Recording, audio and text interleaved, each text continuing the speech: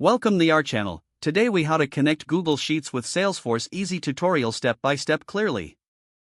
To connect Google Sheets with Salesforce, start by opening your Google Sheets document. In the top menu, click on Extensions.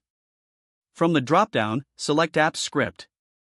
This will open the Google Apps Script Editor in a new tab.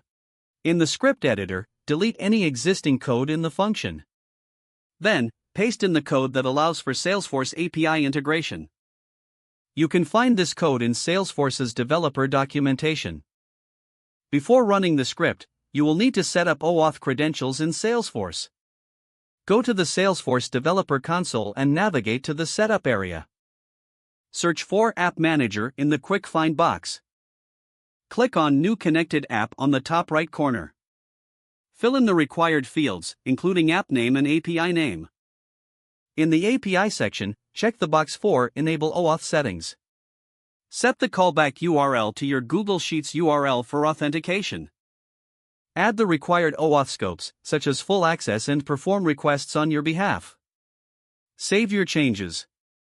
Once the app is created, take note of the consumer key and consumer secret. Return to Google Apps Script and click on Resources. Select Advanced Google Services and enable the Salesforce API.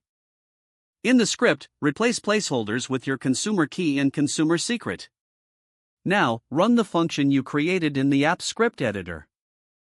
Authorize the script to access your Google Sheets and Salesforce account. Once authorization is complete, return to your Google Sheet. Use the function you set up to pull data from Salesforce into your sheet. You can customize the queries to extract specific data as required.